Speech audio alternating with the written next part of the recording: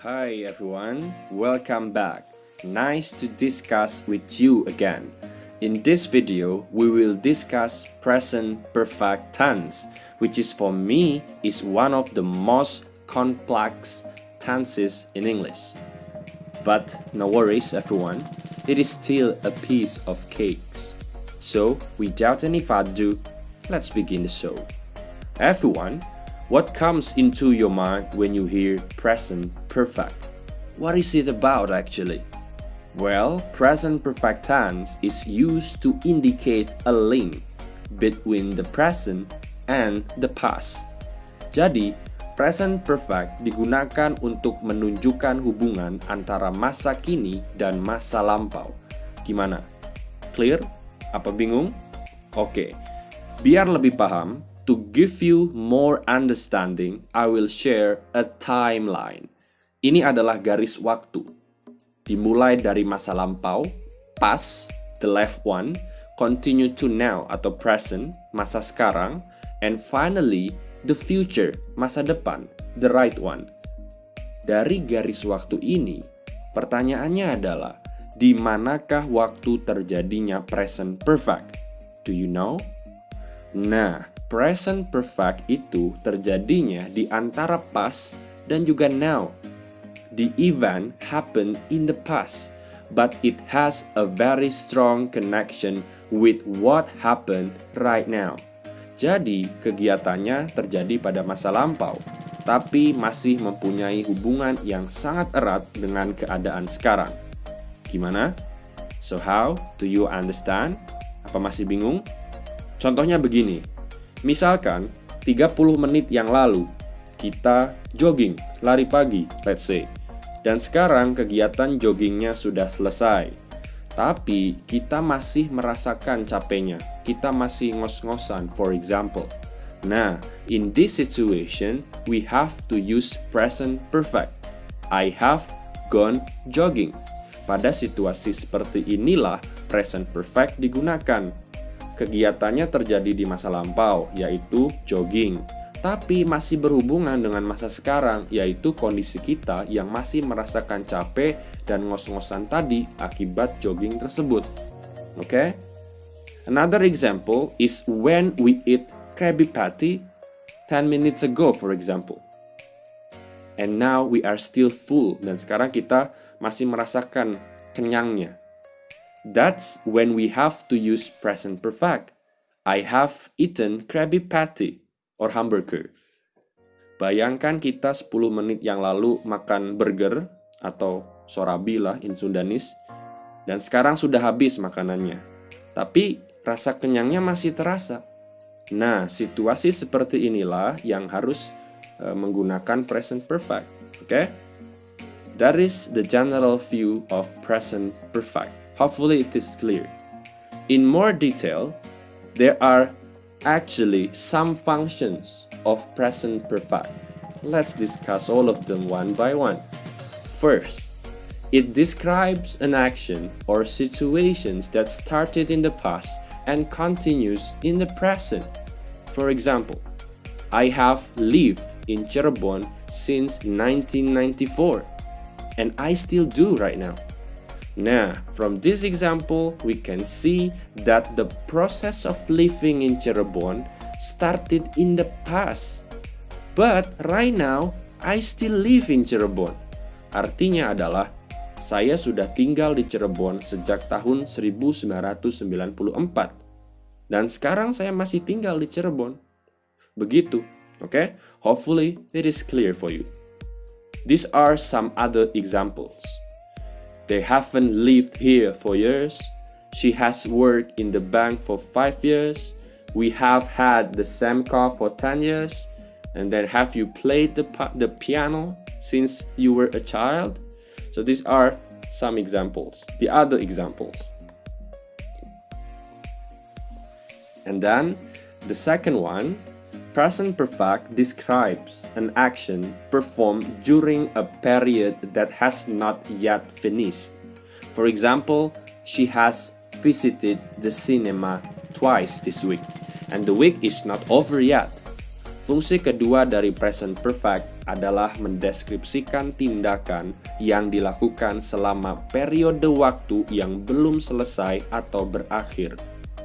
She has visited the cinema twice this week. Dan minggu ini belum berakhir.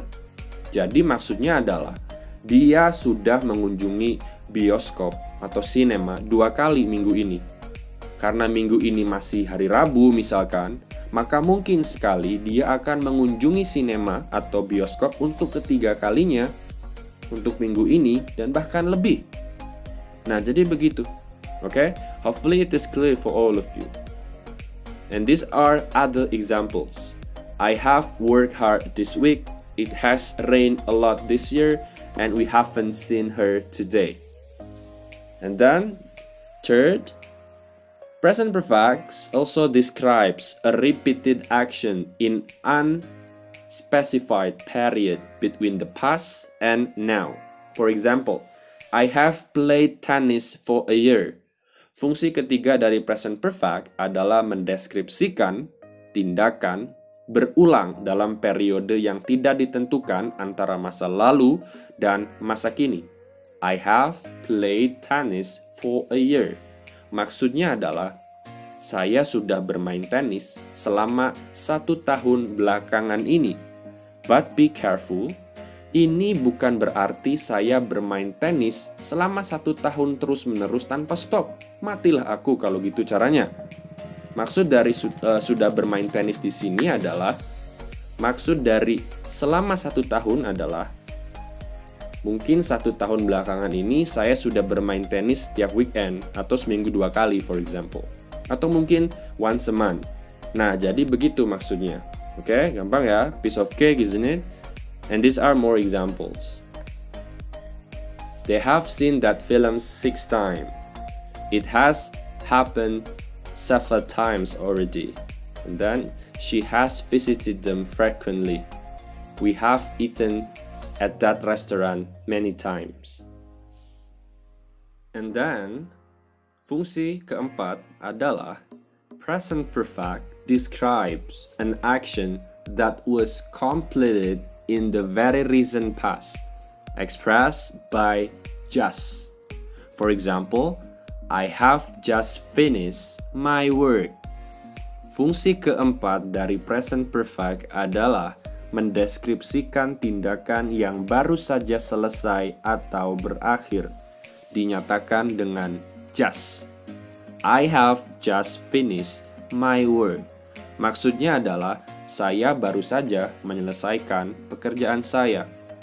These are more examples of these functions. Have you just finished your work? I have just eaten. Saya baru saja makan. We have just seen her. Kita baru saja melihat dia. Has he just left? Apakah dia baru saja pergi? So something like that, okay? And then, lastly, we have the functions number 5. Present perfect describes an action when the time is not important. For example, he has read War and Peace. The result of his reading is important. Fungsi kelima dari present perfect adalah untuk mendeskripsikan tindakan di mana waktu tidaklah penting. He has read War and Peace. Hasil atau akibat dari tindakan membaca itu penting dalam kasus ini. And these are more examples of this function. Someone has eaten my soup. Seseorang telah memakan sup saya. Have you seen Gone with the Wind? Apakah kamu pernah melihat Gone with the Wind? Suatu judul buku kalau tidak salah, atau judul novel, I don't know. And then, she has studied Japanese, Russian, and English. Dia sudah mempelajari Jepang, bahasa Rusia, and bahasa Inggris. Nah, di sini kita bisa lihat ya, she, tanda petik S, itu bukan she is, tapi she has. Okay, so be careful. Okay, everyone. Hopefully, you can get the points of the functions of present perfects. Next, let's continue. I have one question for you, everyone. How do we form present perfect? How is it? Do you know that? Well, actually, if you pay attention in the previous explanations, there are many examples that we can learn from. The present perfect of any verb is composed with two elements. The first one is the appropriate form of the auxiliary verb have plus the past participle of the main verb. Jadi, present perfect itu terdiri dari dua unsur utama. Yang pertama adalah auxiliary verb, biasanya have atau has. Kemudian ditambah dengan past participles dari kata kerja utama. Past participle itu verb 3 ya. Jadi karakteristik utama dari present perfect adalah have atau has diikuti oleh verb 3. Okay? Easy. I do believe it is easy for you. But remember, we have to pay attention on this one. It will be more challenging if you don't know the verb 3, okay? Kalau kalian nggak tahu verb 3-nya ya susah. So, right now, your job is also to enrich your verb 3. Mulai dari sekarang, kalian harus memperkaya verb 3 kalian. Karena akan susah jika kalian tidak mengetahui verb 3-nya, okay? So, do enrich your verb 3, my friends.